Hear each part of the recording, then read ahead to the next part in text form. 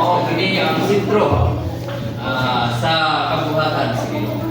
Kita din nga si Kristo magkinabuhi mao ay realidad sa kahoy sa Kristo. Ang sentro sa universo ang kinabuhi mao ay tumong sa kabuhatan. Dahil ang kompletong kaluwasan sa Diyos. Kita din kompletong kaluwasan sa Diyos. Mao gyud nga makabaton ta dining kahoy sa kinabuhi sa kabuhatan sa ating Diyos. Makita din sa Biblia nagbulag-buhay si Kristo sa kahoy sa kinabuhi. Kining kinabuhi mao ni nabatunan nato karon. Mao ni ang isunod nato karon. Mao ni ang agay sa kinabuhi.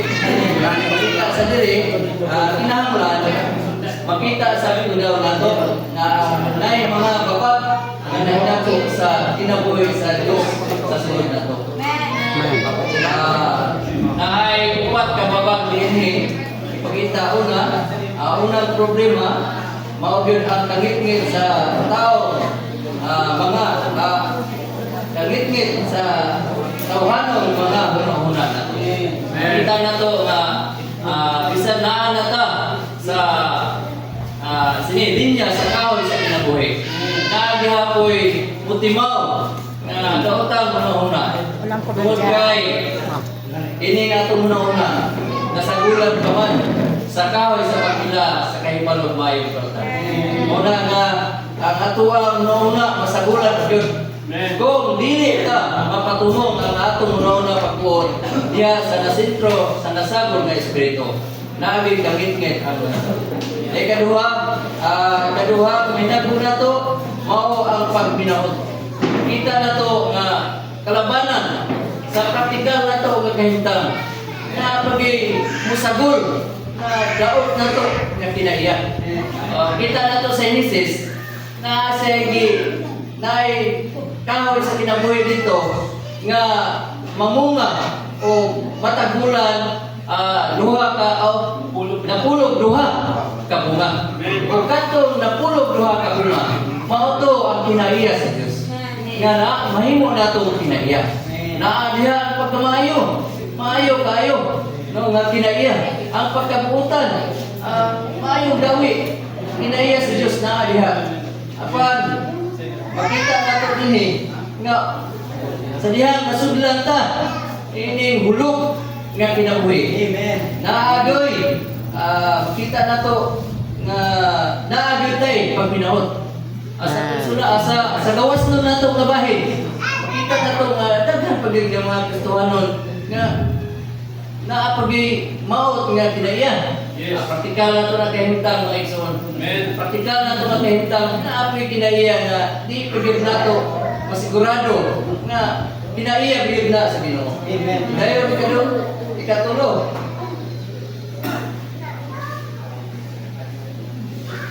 Ikatulo diri mga igsoon, mao ang pagsupil.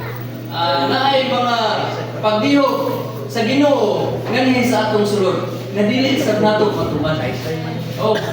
Tinuod na nga dili nato matuman. Kay tungod naatay kaugalingon nga pagbulutan. Kapita sa atong kaugalingon nga pagbulutan. Kapita sa kaugalingon nato nga pagtuman. Muna nga usa ka bahin nga musupil gyud ta sa pamatigayon sa Ginoo. Dahil katulo, ini natural nato nagkatapos. Pakita nato ni nga wa ta dili ta sa mag-agad sa diog sa Ginoo, sa kinabuhi sa Ginoo. Kung pa nga makahimo pa diyan, makabuot pa diay ang balay sa nagpuyo diha ang balayan. Muna nga Kristo mismo mo'y makahimo sa atong sulod. Muna nga sa tubahin, usahay, maipasigar mo pag ginato atong mga abilidad, mga kahimuan, mga kapasidad sa atong kinabuhi. Muna nga usa na siya nakatapos nga gipakita din mo to. Abot sa Ginoo, ngayon nga kahoy sa kinabuhi, igo lang siya nga magpasurok sa kinabuhi, gani sa sulod nato. Amen. walay siyang kinabuhi. O kaning kinabuhi karon, mao ni siya magtubo ngani sa sulod nga mohamtong sa kinabuhi hantod pasangkot sa bagong Jerusalem. Amen. Ang unang problema na hinako sa kinabuhi sa Diyos na wala ka makaangko, pag-ikit sa tawhanon, mga unang-una, pinahanglan wala tayo, Badong, tuyo ko ng Quranan, no? Pwede ko ng Quranan. Makita dyan na to ang Kuha ba, kuha? na nako sa kinabuhi Ma. sa Diyos sa kinabuhi. Praise the Lord, ang ikaduhang problema nga nahinako sa kinabuhi sa Diyos sa sunod nato, mao na niya ang panginabuhi. Ang ginawat tayo mao ang kabuhat sa mga butang sumala sa atong lakas ng natural ng pagkabuhi. Nagpasabot kini nga dili espirituhanon ug naay kaulangan sa kinabuhi.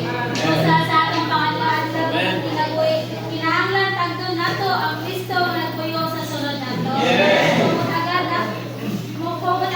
Kung magtagad nato ni Kristo nga nagpuyo sa sunod nato, makasalikoy ta sa natural nato mataras, dili nga taganahan nga magpadayag sa atong kaugalingon. Ang pura po na gamay raman mo. Gamay raman. Mao dinhi ang pagsupil. Ang pagsupil kay mao ang pagsupag sa pagbati sa sunod ug pagdili gusto. Kung isupag ta sa pagbati ni Kristo sa sunod nato, pagsupil dai na. Kung nagpuyo si Kristo sa sunod nato, ug kanunay siya naghatag natong pagbati sa kinabuhi sa sunod. Amen. Dili nato sa kapwa ng pagbati Post ako doon sa ugma. Post ako doon. si Kristo sa sunod nato. Amen. Amen. Nakita na ito ang kay ikaupat nga problema niya sa iglesia. Amen. Ang ikaupat nga problema mo ang natural na itong katapos. Amen. Nakita na ito nga diha sa iglesia. Bisan unsa pa ang ako kapasidad di ay bisan unsa pa ang kahimuan lang na diha sa iglesia. Wala yung kanang wala di lulang atong natural na kapasidad. Amen. Atong natural na katapos. Imbis nga makabuhat ang Diyos, magsalit na noon sa atong kaanang. Imbis na siya, imbis nga atong isalipay ang atong natural na kapasidad, dapat atong i-consider ang atong natural na kapasidad, ingon nga sala, ato pa hinoon ni siyang imahal. Kapag sa last, ingon siya diri nga, ang sulbat sa upat ka problema, maola dahil ang cross ng mga Yesus. Yes, salamat sa cross. Ang tanan di ay kinahanglan na inamuagit yun sa cross. Amen. Makita nato sa Matthew 16:24 if anyone wants to 8 minutes come na after me, let Seven him pa, deny seven. himself and take Wala up mo kapapa sa mga his cross and layo. follow me. Then sa Dili naman 25, kayo. and siya, for whoever wants to save his soul na, muna na eh. shall Sa pag-iuna na, lose it. itong dito. But whoever uses his soul life for my sake shall find Ay, it. wala pa. Isa rin. Wabot wala pa lang sa 24, di ba? 25. Taas-taas pa. Amen. Sa Roman numerology, makita natin we need to give Christ as the tree of life. In order for us to give Him, we must give Him a first place in all things. This is sa Colossians chapter 1 verse 18. He is the head of the body, which is the church. And then, salamat sa Ginoo nga we are part of this church. Ang atong gikinahanglan maunang gyud ang mukaon aning kahoy sa kinabuhi. Amen. Sa pagkaon sa kahoy sa kinabuhi, ihatag nato ang As pa man. unang As first pa. place in all things. Napay 17 Kung minutes. nga makita nato, 17 minutes na. it requires also nga mahigugmata niya. Taas-taas. Muna nga day by day, magwampo gyud ta nga kinahanglan nga madalin ta sa gugma sa Ginoo. Nalingon siya sa Mark chapter 12 verse 13, and you shall love the Lord your God from all your heart, from all your soul, from all your mind, and from all your strength. So nagpasabot din nga may gugmata sa Ginoo dili lang partially, kundi may gugmata sa Ginoo sa tibok natong pagkatao. May gugmata niya, makapahimulos na niya ingon nga kahoy sa kinabuhi. Ingon sa dinhi ang atong pagpahimulo sa kahoy sa kinabuhi, mao ni ang primary matter sa ato ang Christian life o church life. Muna nga makita nato dinhi nga ikinahanglan dahil nato nga dula kay pagpahimulos ni Kristo ingon nga kahoy sa kinabuhi. O sa point B ani nag-discuss siya nga ang content daw sa atong iglesiyahanong kinabuhi nakadepende sa atong pagpahimulos ni Kristo. O damudo ta nga magpahimulos ni Kristo labi daw nga dato ang content sa atong church life. Mao na nga kung gusto ta nga mudato daw ang content sa atong iglesiyahanong kinabuhi, ikinahanglan daw nato nga mukaon sa kahoy sa kinabuhi. Ingon nga sanggap sa kinabuhi nga gikinahanglan sa tanang mga magtotoo. Mao na nga anong dili data kaon sa kahoy sa kinabuhi tungod kay wala ta may ugma sa Ginoo. Mao na nga makita nato sa Book of Revelation nga ang kapakyasan sa iglesia sa Ephesus sa dihang ilang pakyasan mao ang pagbiya nila sa ilang unang ugma. Mao nga ingon na Revelation chapter 2 verse 4 in siya, "But I have one thing against you, that you have left your first love." May igsoon kinahanglan nga mao higugma kita sa Ginoo. So Ginoo dili unta ang akong ugma mawala. Kung ganiya ko adlaw-adlaw nga mahigugman nimo. Mao nga salamat sa Ginoo. And Revelation chapter 2 verse 7 ingon siya, "He who has an ear, let him hear what the Spirit says to the churches." O ang Espiritu mamulong sa kaiglesiyahanan. Kinahanglan ta nga maminaw ani nga pagpamulong. Labita nga makapaminaw siya pagpamulong ingon siya, "To him who overcomes, to him I will give to eat the tree of life which is in the paradise of God." Mao na nga kung makapaminaw daw ta sa pagpamulong sa Ginoo, we will overcome and we will eat the tree of life. May son, no, si Pablo ay si John, sa namulong siya sa Book of John, ingon siya, si Kristo wala siya mabuhi sa iyang kaugalingon. Nabuhi siya pinaagi sa amahan na nagpadala niya. And then chapter 6 verse 63 ingon siya, "The Spirit gives life, and the word that I spoken to you are spirit and life." Meaning to say, my son, dili na ita mabuhi lang sa atong kaugalingon. Dili ta mabuhi sa tinapay lamang. Dili mabuhi unta ta sa pagpahimulos sa aning kahoy sa kinabuhi. Praise the Lord, dalayon ang Ginoo nga sa laing bahin nagpahimulos ta sa gilansang sa krus ug nagbanang Kristo nga kahoy sa kinabuhi. Dalayon ang Ginoo nga ang sakap makalanon na sa atong espiritu. Ingon ang pagdilaw-daan karon diha sa iglesia. Paraiso sa Dios ang tanang iglesia lokal. Nagiingon si Kristo ang kahoy sa kinabuhi nga atong mapahimuslan. Ang kaunahon nato ang Ginoo sa tanang buta ug mintinahon nato ang pagkaon sa gilansang sa krus ug nabanang Kristo nga kahoy sa kinabuhi. Sa tibuok adlaw ang iglesia bisan unsa pa ang kahimtang ini mahimo og paraiso alang nato. Panahon nila Kristo.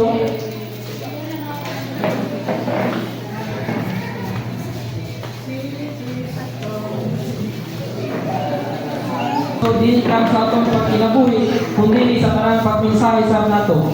So giingon sa 2 Corinto 4:5, wala na mo isang yaw ang among kaugalingon, kundi si Kristo Jesus nga Ginoo. Ug ang among kaugalingon ingon kapagaulipon ninyo tungod ug alang ni Jesus. So isip pa sa kinabuhi nga mao si Kristo, dili kita magsangyaw o magtuboy sa atong kaugalingon, kundi si Kristo Jesus lang nga Ginoo sa tanan. Unaon din nato si Kristo sa tanan natong pagmensahe ug magawi kita ingog mga ulipon tungod ug alang ni Jesus. Sa pagbuhat nato, kanunay yun nato ganihon papalit ang mga tao sa sentro o pakiton sila nga Ginoo si Kristo. Gisulat usab sa 2 Corinto 4 bersikulo 12 padung sa 13. Tungod niana nagbuhat ang kamatayon hindi namo, apan nagbuhat ang kinabuhi diha inyo. Ug kay nakabaton man sa hawang espiritu sa pagtuo sumala sa nasulti nito ko busa namulong ko. Nagpasabot nga tugmukon kita mismo sa Dios o pangunahon si Kristo sa sulod nato o mamahimo na siya nga mao'y atong persona o ang mensahe nato maman ang atong persona busa ang mensahe nato mao na si Kristo na persona nato. Pahimuslan din nato si Kristo ingon nga kahoy sa kinabuhi. And dili lang siya pahimuslan, mahimo pag siya una o mag-una lang ni sa atong pagkatao. Dahil pilihan una, mapinatiyon, dahil mahigong pa pagkita, dahil muila pagkita nga siya ang atong hari. Amen. O mamoy maghari na to adlaw-adlaw. Dahil mahimo na kuno nato siyang hari, kining kinabuhian niya may mag-ukupal na to. Yan dili lang ingon niya na.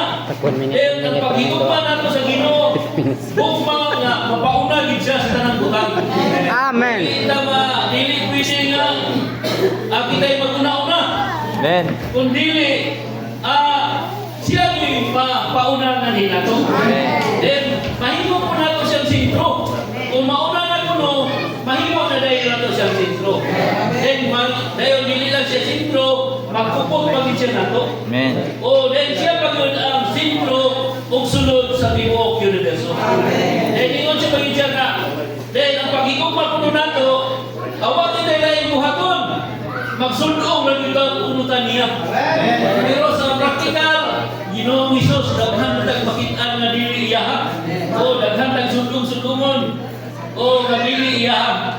Sa agyang kinuha nga, aron mahimo ko na ang Kristohanong Ginoon. O nga magbuhat na sa kinabuhi, siya ragyan ko na itong sundungon. Dahil napoy siya. Kung mahigugma pa rin punuta sa unang gugma, paunahon kita niya asya kanato sa tanang butang. Dayon pagdumala siya may padumalahon na to. Amen. Dayon pagmando o magpagiya. Dayon magpasagol sa espiritu sa tibok nato pagkatao. Dayon magtaganda niya. Dayon siya po ang atong pahulay. Siya po ang nag-ampo nato o walay hulong ang pag-ampo o nagtagad ka nato adlaw-adlaw. Dayon ang katapusan mao nga kung mahigugma kunutan niya siya ang lamitong nagpupot na to o sa atong sitwasyon dahil nagdumala sa presensya o imon siyang hari sa tibok na itong pagkatao. Amen. Sa Lord na Ison, Salmo 24, City 8, isa inyong mga ulo o mga dumaan, o mapaisa mo, o mga putahan, mulong talon. Isa man ang hari sa himaya, si Yuba, magkusgan o makagagahon. Si Yuba, makagagahon sa panggubatan. Isa man pininhari sa himaya, dahil doon na Ginoo, si Yuba sa mga kanon, siya ang hari sa himaya. Ang gikanan ng mga banghaan, mao ang gamaan sa mga naso. Kung ang mga putahan, mao ang putahan sa mga katawan. Kristo ang iwan sa tanang naso. O siya nga hari sa himaya. Nga mao'y sumusulod sa mga banghaan sa putahan. Sigon sa iyahang kabubuton. Dili kita ang ayan sa hipang nanali. Sigon sa atong katawhanon muna.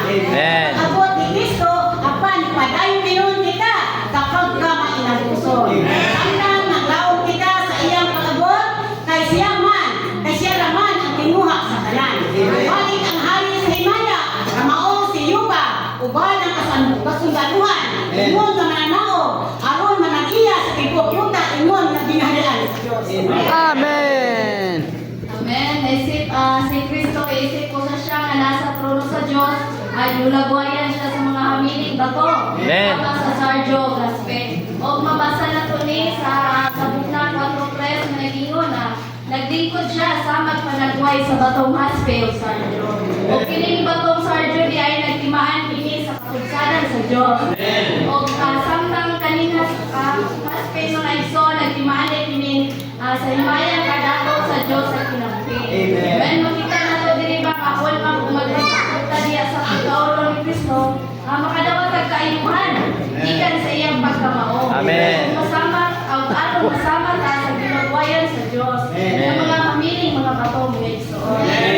Sa laing banging pod, bulahan kadtong naglabas sa mga kuko. Amen. Kay doon na sila ay nagpangod magpahimulo sa kahoy sa kinabuhi. Amen. Ang kuko diri na nagsimbolo kini sa paggawi sa mga magtutuo. Amen. So paglaman niya sa kuko, nagtimaan kini sa paghilo o pag-ati sa atong mga gawin. Amen. Mula mga igsoon, mga bata sa atong kuko. O magkalimpyo sa dugo ni Kristo. Kaya ang nagkapangod na magpahimulo sa kahoy sa kinabuhi. Amen. Amen. Mensahe ko ang Isko kita siya sa kaon sa kinabuhi.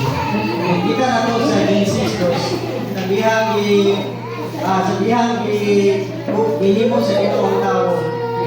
Ibutang niya sa palawan sa ibig. Iyang gihina ng tao, makakaon sila sa kahoy, sa tanang kahoy, except lang sa usang kahoy. Doon sa kahoy sa pagila sa mayong dawitan. Amen. Atong panahon na sa kung ito ang tao sa Ginoo, siguro wala na wala pa isala na nakasulot ako sa tao. Wala na transformasyon na may tabo. Kapag ang tao, wala siya nagtuwan sa gisulti sa Ginoo. May ikaon sila sa kahoy sa pagila sa mayong dawitan.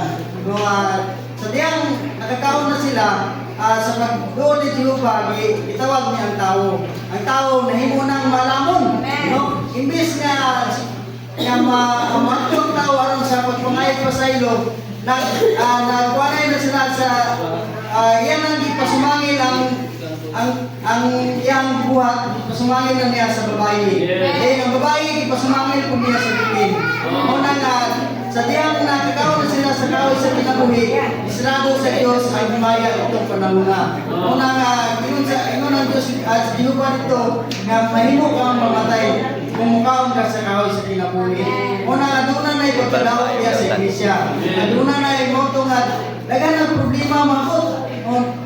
Sa pagkaon na sa tao sa kahoy sa mayong dautan, doon na naman nahimo ng malamon ang tao. Doon na yung mga opinion siyang nauna. Muna karoon nga, iskutan na rito nga daghan ang mga problema. Doon na ipat ka problema ang iskutan nila. Doon na po isikreto nga aron nga kaning problema nga mahinahinay o gawa mo. So, kinahanglan nga mukaon ka ng Kristo. Ingon sa diri nga kinahanglan atong Kristiyanong kinabuhi, mahimo na kining mahimo kining mahingpit kung gano'n na itang magpahimulos yan ni Kristo. Kinahanglan paunahon siya sa tanang butang. Ang tao, yun siya dito nga, maunang tunay pagkadaot sa iglesia, ay ang tao, pinalsa, nagsalig silang kay, pagalingon kay Muhan. Bisan sa ilang pagbuhat, doon na ganit dito sa ikapat nga problema, doon ay pagbuhat dito nga kusganon. Apan, ang ilang pagkakusgan, wala manikinangan sa iglesia. Kung hindi, dihanang doon sa pagpahimulos ni Kristo, din pagigugman niya, din paunahon siya sa tanang butang.